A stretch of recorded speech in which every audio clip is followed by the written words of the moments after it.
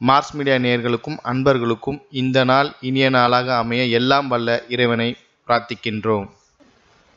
இந்த சேனல் உங்களுக்கு பிடிச்சிருந்தா மறக்காம சப்ஸ்கிரைப் பண்ணுங்க, ஷேர் பண்ணுங்க, லைக் பண்ணுங்க, கமெண்ட் பண்ணுங்க. எனதுரிமை கும்பராசி நேயர்களே, இந்த பதிவில் நம்ம என்ன பார்க்க போறோம்னா 2024ஆம் ஆண்டு ஜூன் மாத ராசி பலன். இந்த ஜூன் மாசத்துல எந்தெந்த கிரகங்கள் உங்களுக்கு அற்புதமா வேலை செய்ய போறது, எந்தெந்த கிரகங்கள் மூலமா நீங்க கவனமா இருக்கணும், பரிகாரமா என்ன பண்ணினா ரொம்ப விசேஷம், இதை பத்தியெல்லாம் தெளிவா பார்க்க போறோம். முதல்ல இந்த மாசத்துல கிரகங்களோட நிலைகள் எங்கெங்க யார் யார் இருக்கா, அப்புறம் எந்த கிரகங்கள் சுழற்சி ஆக போறது, அதாவது பெயர்ச்சி ஆக போறது அப்படிங்கிறத பார்த்து நம்ம பலன்கள் சொல்ல போறோம். முதல்ல உங்க சகாயஸ்தானத்துல, அதாவது 3ஆம் இடம் தைரியம் வீரியம், இந்த ஸ்தானத்துல செவ்வாய் பகவான் ஆட்சி அமைச்சு சூப்பரா உட்கார்ந்துட்டு இருக்காரு. அதனால இந்த மாசம் உங்களுக்கு அற்புதமான ஒரு மாசம். அடுத்தபடியா சுகஸ்தானமாக 4ஆம் இடத்துல கலத்திராதிபதி சூரிய பகவான், 2-11 கூடிய அதிபதி குரு பகவான், 4-9 கூடிய அதிபதி சுக்கிர பகவான், 5-8 கூடிய அதிபதி புத பகவான், இந்த 4 பேரும் சும்மா சூப்பரா உட்கார்ந்துட்டு கோலாட்டம் ஆடிட்டு இருக்காங்க. அந்த வகையில் இந்த புத பகவான் மட்டும் 9/6/2024 இருந்து பஞ்சமஸ்தானமாக 5ஆம் இடத்துக்கு வந்து மிதுன ராசியில ஆட்சி அமைக்கிறார். அதே புத பகவான் 26/6/2024 இருந்து 6ஆம் இடமாகிய பகர்வன ரோகஸ்தானத்துக்கு வந்துடுறார். அதே சமயம் 13/6/2024 இருந்து சுக்கிர பகவான் பஞ்சமஸ்தானத்துக்கு வந்துடுறார். 15ஆம் தேதியிலிருந்து சூரிய பகவானும் 5ஆம் இடத்துக்கு வந்துடுறார், பஞ்சமஸ்தானம். அடுத்தபடியா அஷ்டமஸ்தானத்துல கேது பகவான் குருவோட பார்வையை வாங்கிட்டு இருக்கார். ராசிநாதனும் விரையாதிபதியுமான சனீஸ்வர பகவான் ஜென்மராசியில உட்கார்ந்துட்டு இருக்கார். சரியா?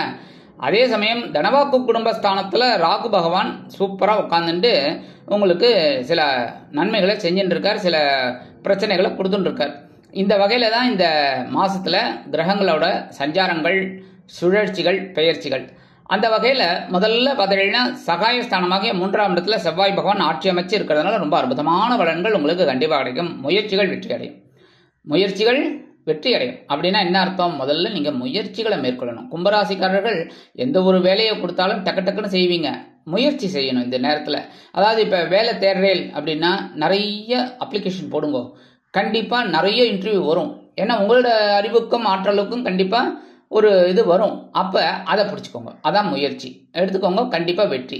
அதே மாதிரி இளைய உடன் பிறப்புகள் உங்களுக்கு ரொம்ப அனுகூலமா இருப்பா. அரசியல்வாதிகள் கேட்கவே வேண்டாம், இந்த கும்பராசியை சேர்ந்த அரசியல்வாதிகளுக்கு அற்புதமான ஒரு பொற்காலம்னே சொல்லலாம் இந்த ஜூன் மாதம்.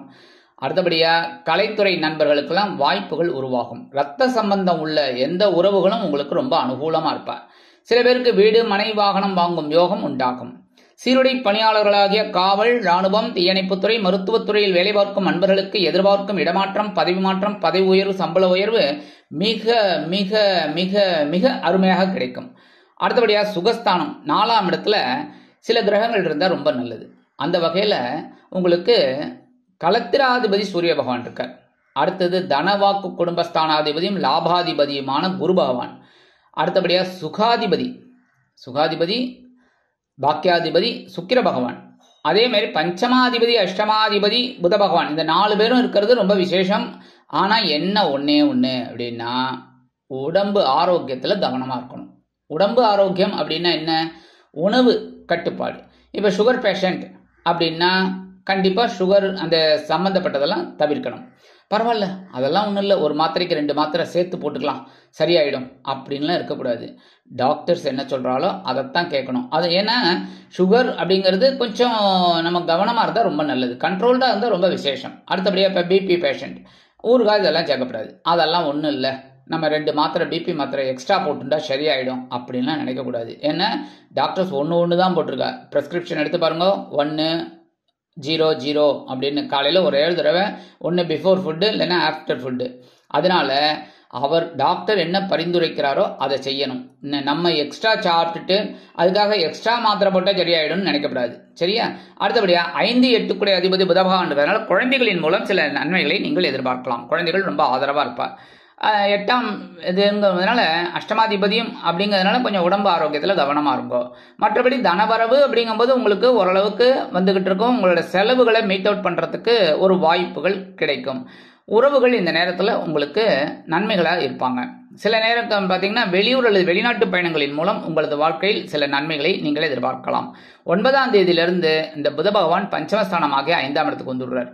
என்ன 13ஆம் தேதியிலிருந்து சுக்கிர பகவானும் பஞ்சமஸ்தானத்துக்கு வந்துடுறார். 15ஆம் தேதியிலிருந்து சூரிய பகவானும் வந்துடுறார். இந்த நேரத்தில் உங்களுக்கு ஆன்மீக பயணங்கள் வெற்றியை கொடுக்கும்.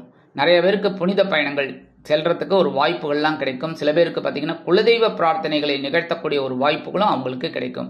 மனசுல ஒரு சஞ்சலமே இல்லை அப்படிங்கிற மாதிரி ஒரு சிச்சுவேஷன் கிடைக்கும். சிறுடை பணியாளர்கள் அவங்களுக்கெல்லாம் ரொம்ப அற்புதமான ஒரு முன்னேற்றம் கண்டிப்பாக கிடைக்கும். 26/6/2024 இந்த புத பகவான் பகிர்வன ரோகஸ்தானமாகி 6ஆம் இடத்துக்கு வந்துடுறார். உத்தியோகத்தில் கொஞ்சம் வேலை பளு அதிகமாகிற மாதிரி இருக்கும். கவனமாக இருந்ததுன்னா ரொம்ப நல்லது. ஆனாலும் அதில் அந்த 15ஆம் தேதியிலிருந்து 25ஆம் தேதி வரைக்கும் சூரிய பகவானும் புத பகவானும் இணைந்து புத ஆதித்ய யோகம் பெற்று சஞ்சரிப்பதால் கல்வித்துறையில் இருப்பவர்களுக்கு ஏற்றம் உண்டாகும். அதேமாரி கல்வி பயிலும் மாணவ மாணவிகளுக்கு முன்னேற்றம் அதிகமாகவே இருக்கும். அடுத்தபடியாக அஷ்டமஸ்தானத்தில் கேது பகவான், 8ஆம் இடத்துல கேது பகவான் இருந்தால் 2ஆம் இடத்துல ராகு பகவான் இருப்பார். ஏதாவது ஒரு வகையில் ஒரு தடை தாமதங்கள் இதெல்லாம் வரும். ஒன்று கல்யாண தடை, திருமண தடை, அதாவது ரொம்ப நாள் எதிர்பார்த்துட்டு இருப்பீங்க அந்த திருமண தடை. அந்த மாதிரி சில பேருக்கு பார்த்தீங்கன்னா புத்திர பாக்கியம் இல்லாமல் இருக்கும். கல்யாணம் ஆகிடும், ஒரு 2-3 வருஷம் ஆகிடும், ஆனால் குழந்தை பாக்கியம் இல்லை, அந்த மாதிரி இருக்கும். சில பேருக்கு தனவரவே தடையாக இருக்கும். கஷ்டப்பட்டு வேலை செய்வீங்க, என்ன இன்சென்டிவ்னு பார்த்தா கொஞ்சமாக வரும், மீதி அப்புறம் பார்க்கலாம் அப்படிங்கிற மாதிரி இருக்கும். அதனால சில விஷயங்கள்ல சில தடை தாமதங்கள் இருந்தாலும் சில நேரங்களில் உங்களுக்கு அற்புதமான பலன்கள் கிடைக்கும். ஆன்மீக விஷயங்களில் நாட்டம் கொண்டீர்கள் என்றால் கண்டிப்பாக இந்த மாதிரி விஷயங்கள்ல உங்களுக்கு அற்புதமான பலாபலன்கள் தெரிய வரும். கொடுத்த வாக்குறுதிகளை காப்பாற்றி மகிழ்வீர்கள் என்றாலும் புதிதாக எவருக்கும் நீங்கள் வாக்குறுதிகளை அள்ளி வீச வேண்டாம். முக்கியமாக இந்த ஜாமீன் கையெழுத்தெல்லாம் போடுறதெல்லாம் வேண்டாம். அனாவசியமான தொந்தரவுகள் உங்களுக்கு வருங்கிறதுனால யாருக்கும் ஜாமீன் கையெழுத்து போட வேண்டாம். அதேமாரி கடன் கொடுக்குறீங்க அப்படின்னா கடன் விஷயத்தில் கவனமாக இருக்கணும். அனாவசியமாக கொடுத்துட்டு மாட்டிக்கப்படாது. அடுத்தபடியாக ராசிநாதனும் விரையாதிபதியுமான சனீஸ்வர பகவான் ஜென்மராசியில் இருக்கிறதுனால சில நேரங்களில் சில மனக்குழப்பங்கள் மன சஞ்சலங்கள் வரலாம் என்பதால் கூடுமானவரை எல்லா விஷயத்திலையும் கொஞ்சம் கவனமாக இருக்கிறது நல்லது. முக்கியமாக உடல் ஆரோக்கியம், வாகன பயணம், இரவு நேர வாகன பயணம், அதுவும் இரவு நேரத்தில் பேருந்து பயணம், எந்த பயணமாக இருந்தாலும் கொஞ்சம் கவனம் எடுத்துட்டு போகிறது நல்லது. அதாவது ஒரு யாரையாவது கூட கூட்டின்னு போங்கோ, இல்லைன்னா ஏதாவது ஒரு விஷயத்தில் எச்சரிக்கையாக இருக்கிறது நல்லது. சில நேரங்களில் பார்த்தீங்கன்னா செலவுகள் கொஞ்சம் அதிகமாகிற மாதிரி ஒரு சிச்சுவேஷன் அமையும்.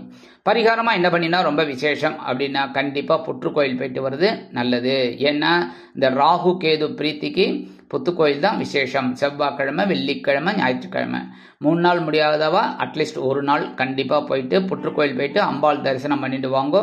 அற்புதமான பலாபலன்கள் உங்களுக்கு கிடைக்கும், மன கஷ்டங்கள் குறையும். அடுத்தபடியாக நவ கிரகங்களில் உள்ள குரு பகவானை வியாழக்கிழமைகளில் நெய் தீபம் ஏற்றி வழிபாடு பண்ணுங்கோ.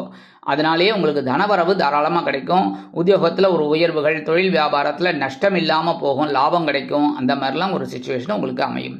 அடுத்தபடியாக நவகிரகங்களில் உள்ள சனீஸ்வர பகவானுக்கு சனிக்கிழமைகளில் எல் தீபம் ஏற்றி வழிபாடு பண்ணுங்கோ. கண்டிப்பாக உங்கள் மனசில் இருக்கிற கவலைகள் கஷ்டங்கள் அதெல்லாம் தீரும், உடல் ஆரோக்கியமும் நல்லபடியாக இருக்கும். ஆக இந்த சிறு பரிகாரங்களின் மூலம் எனதருமை கும்பராசி நேயர்களுக்கு 2024ஆம் ஆண்டு ஜூன் மாதம் ஒரு அற்புதமான ஏற்றம் தரும் மாற்றம் தரும் இனிமைகளை அள்ளித்தரும் மாதமாக அமையும் என்று கூறி விடைபெறுகிறேன். நன்றி, வணக்கம். மீண்டும் ஒரு அருமையான பதிவில் நான் உங்களை மனமகிழ்ச்சியோடு சந்திக்கிறேன். வாழ்த்துக்கள். வாழ்க வளமுடன். இந்த சேனல் உங்களுக்கு பிடிச்சிருந்தா மறக்காம சப்ஸ்கிரைப் பண்ணுங்க, லைக் பண்ணுங்க, ஷேர் பண்ணுங்க.